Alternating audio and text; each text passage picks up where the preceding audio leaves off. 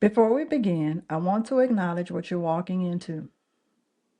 This episode and this entire series deals directly with school violence, teacher trauma, and the murder of a student on a school campus during school hours. If those topics require you to approach them carefully or step away entirely, please honor that. For those of you who are here, thank you. Let's continue.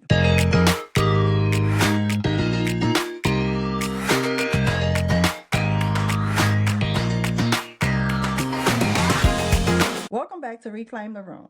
I'm Howard, and this is episode 2 of the Out of the Flames series. If you haven't listened to episode 1, I want to give you a brief orientation before we get into today's account.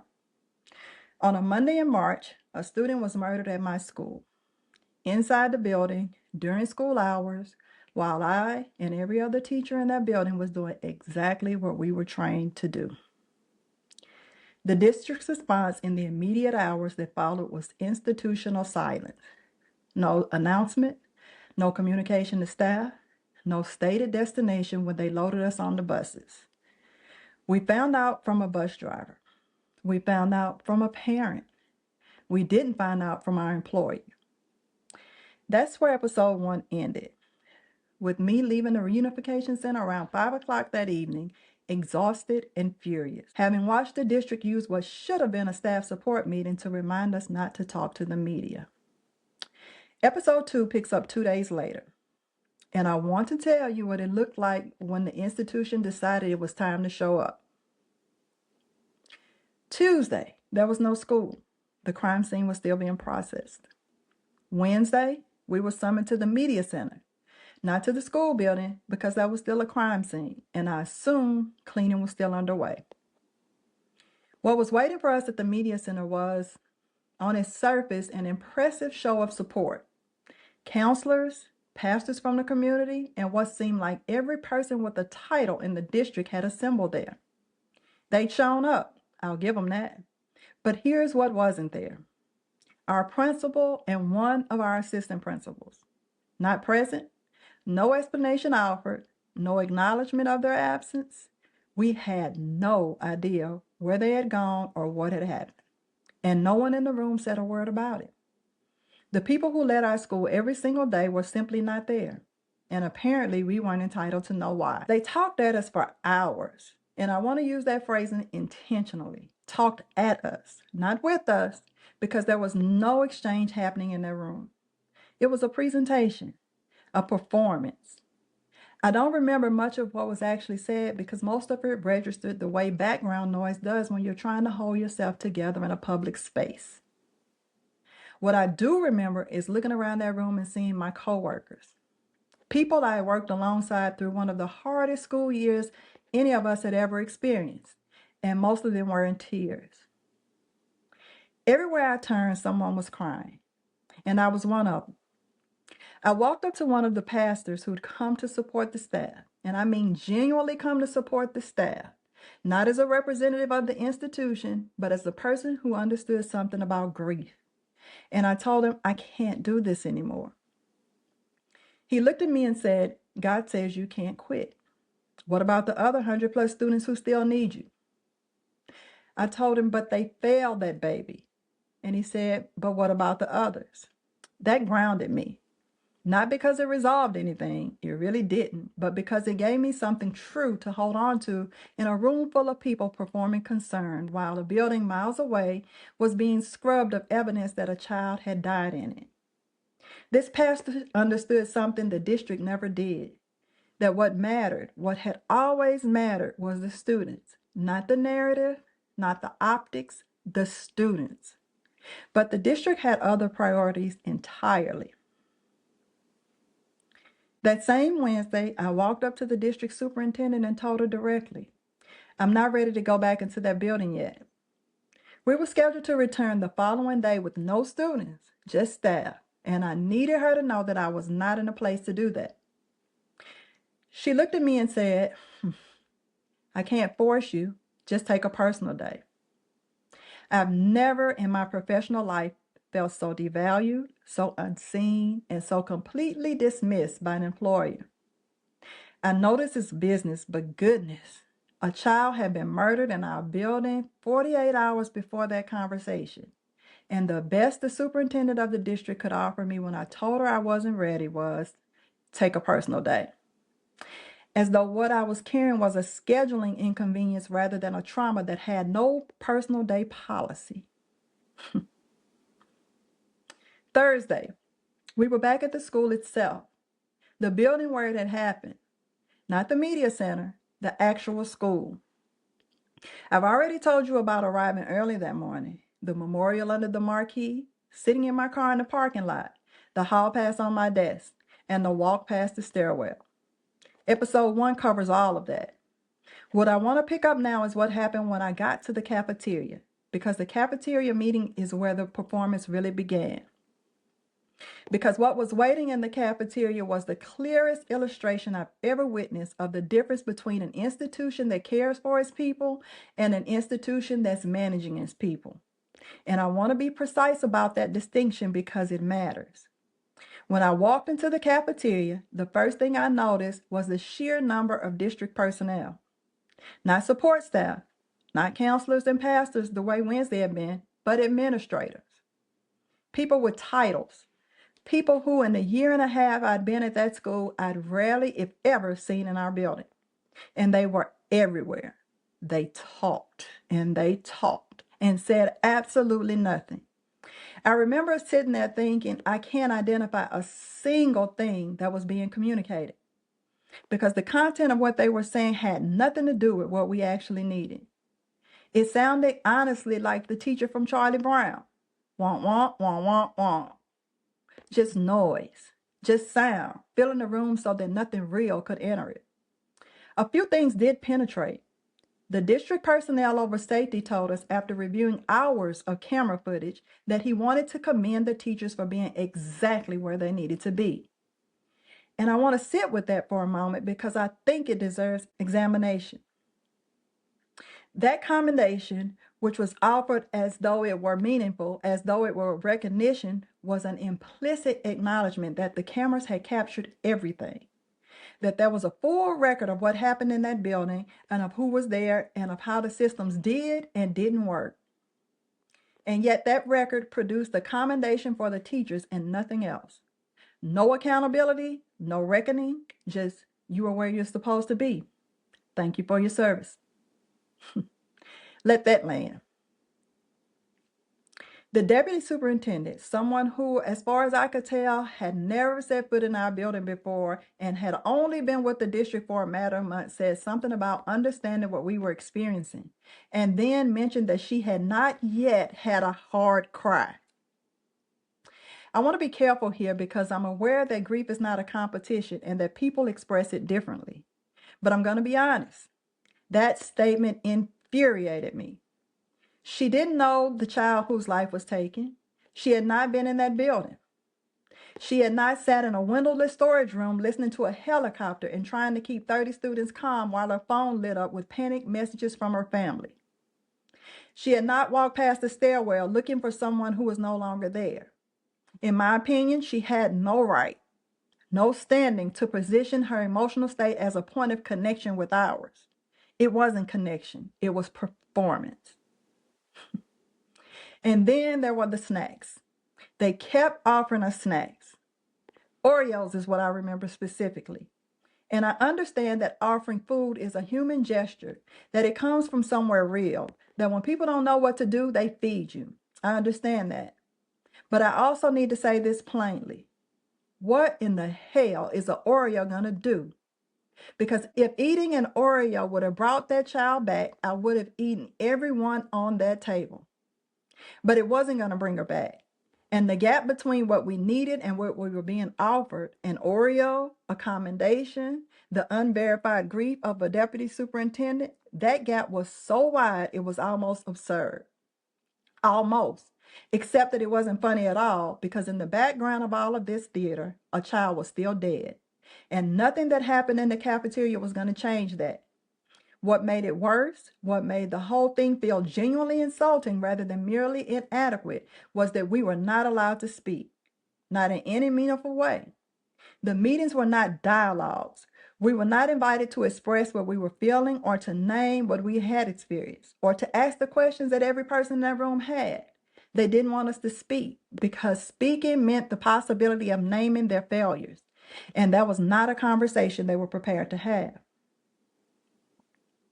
Thursday was consumed almost entirely by two things: the generic trauma curriculum they walked us through, the same lessons, I want to be clear, the same lessons that we were expected to deliver to our middle school students the following week, as those adults and 12-year-olds process grief through identical frameworks, and an overwhelming emphasis on cell phones, cell phone policy, cell phone procedures, what to do about cell phones. A child had been murdered in our school with a weapon that was brought through security measures that were either broken or non-existent. And the district's response in that first full day back was to spend the majority of our time talking about cell phones, as though a device were responsible for what had happened, as though a yonder pouch were the lesson this tragedy was supposed to teach us. I took a personal day on Friday. I'd reached the limit of what I could absorb in that building that week, and I used the one option the superintendent had made clear was available to me.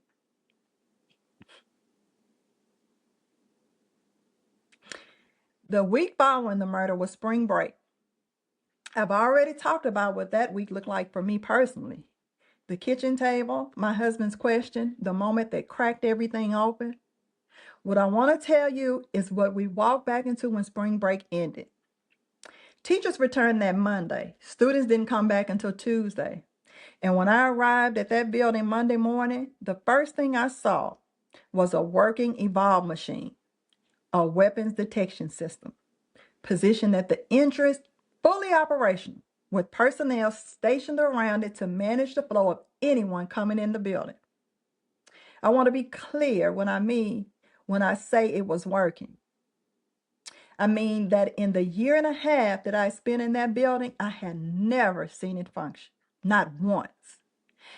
It had been there, the equipment existed, but operational, with screening people, detecting weapons, doing the job it was installed to do, that had not happened. Not once in all the time I was there until the Monday after a student was murdered. I found this almost darkly comical, in the way you find things darkly comical when the alternative is to sit down on the floor and not get back up. Because the obvious question, the question that no one in any position of authority seemed interested in answering was, if this system existed and was capable of functioning, why had it not been functioning? Why had we spent an entire school year in a building with a weapons detection system that wasn't detecting anything? We have been unsafe all year long. And the answer to that reality was to switch it on after the fact, as though the point were to demonstrate that the equipment existed rather than reckon with the fact that it had never been used when it might have mattered. Too little, too late. And they knew it, which is perhaps why no one seemed eager to discuss it. That same Monday, we were handed a script, an actual script, pages of text that every teacher in the building was expected to deliver word for word at the same time to their students on Tuesday. Every classroom, every teacher, the same words simultaneously. The reasoning, as far as I could understand it, was standardization, ensuring that students received consistent messaging about what had happened and what support was available. What it actually was in practice was the district deciding that the professional judgment of the educators who'd been in the building, who knew those students, who had relationships with those students, who understood the particular emotional landscape of their classrooms, was less trustworthy than a script written by someone who had not been there. It was a waste of time and paper, and it was an insult dressed up as protocol. And then we found out about the principal and the assistant principal. Sometime during that Monday, word filtered through, not through any official communication, naturally, because official communication was apparently reserved for situations where the district felt it had something favorable to say. That our principal and our assistant principal had been placed on administrative leave. No explanation, no timeline, no acknowledgement of what this meant for the school or for the staff.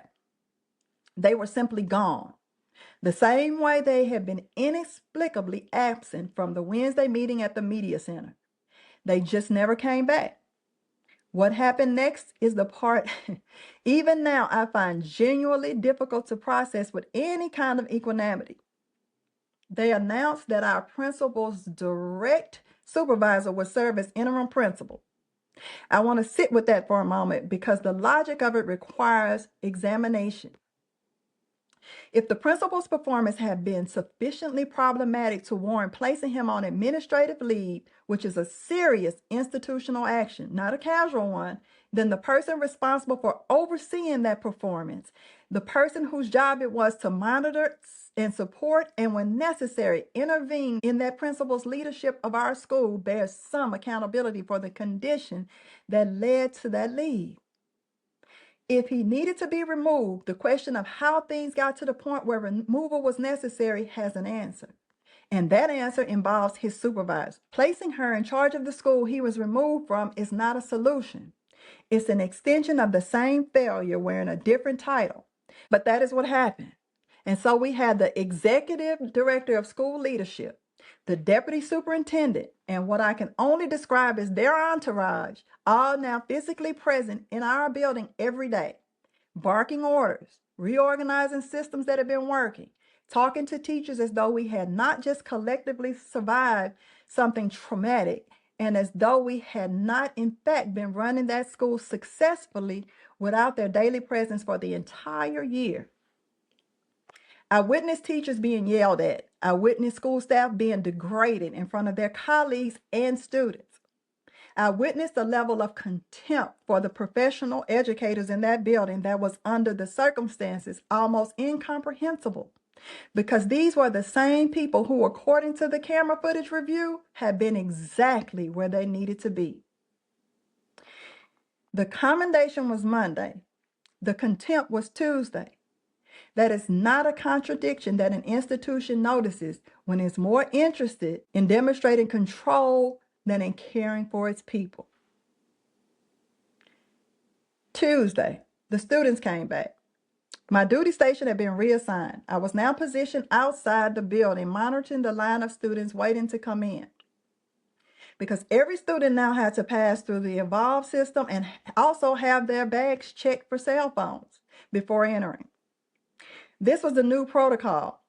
This was a security upgrade that the tragedy had apparently necessitated. I want to tell you what that looked like in practice, because I think it's important to understand the gap between what a policy looks like on paper and what it costs in reality. Students had never passed through a working metal detector at that school before. They had never had their bags systematically searched. The process of moving 1,100 students through a single point of entry, one by one, with searches took hours, not minutes, hours. Classes did not begin when they were supposed to. Many days we skipped first period entirely. Some days, if we got to our classroom before first period ended, we skipped second period too. This was the rhythm of the school day for weeks. Late starts, missed instruction, students stacked up outside in the Texas heat waiting to get into a building that was supposed to be safer now. And through all of this, through the chaos of the new entry procedures, through the daily reorganization of a school that was trying to find its footing, the district continued to schedule mandatory staff meetings. One in particular stands out. They called a mandatory all-staff meeting to begin immediately after school. The thing that stuck out was that this meeting was called exactly an hour and a half before the school day ended. An hour and a half notice for a mandatory meeting in the middle of a week where we were already operating in conditions that would have been difficult under normal circumstances and were nearly impossible under these. I say this not as an isolated complaint about scheduling, but as an illustration of how little the people making these decisions understood or cared about what the daily experience of being in that building actually required of the people inside it. They were not in the building the way we were in the building. They were managing a crisis from a position that had never required them to teach a class, hold a student together, or walk past the stairwell looking for someone who was no longer there. What they did in the weeks that followed the murder was to change the entire culture of the school, top down, without consultation, without care, and without a single acknowledgement of what the staff had been through. The school that we had built, the relationships, the rhythms, the particular way the community had learned to function, all of it was dismantled and replaced with something imposed from the outside. And many teachers could not stay in what it had become. That's not a small thing. That is the human cost of institutional failure that compounds itself. The pastor who told me God says I can't quit understood something the district never did. That what mattered was the students, and that the people best positioned to serve those students were the ones who had been there all along. The district turned our grief into a performance, our trauma into talking points, and our school into a project. And then they wondered why so many of us couldn't stay. There's a version of this story the institution would prefer to tell, one in which the district responded, in which support was provided, in which the appropriate protocols were followed and the appropriate resources were deployed. And in a narrow sense, technical sense, some of that is true. People showed up, meetings were held, counselors were present, Oreos were distributed. But there's a difference between the performance of care and the actual provision of it. And every educator in that building knew which one they were receiving. You know the difference when you're living it. It lands differently in the body. It registers differently in the part of you that's been trained over years of this profession to distinguish between what is real and what is managed. What we received was managed, and it was not enough. It was nowhere near enough. And the people who decided it was enough were not the ones who had to live in that building afterward. In episode 3, we talk about the policy response, the phone bans, the 10 commandments, the intercom theater, and what it means when an institution's answer to violence is to make the building quieter rather than safer. I'll see you there. Before I go, let me ask you a question. Have you ever watched your institution turn a human tragedy into a PR exercise? Drop one word in the comment. You don't owe anyone any context. You're not alone. I'm Howard. This is Reclaim the Room. I'm still here.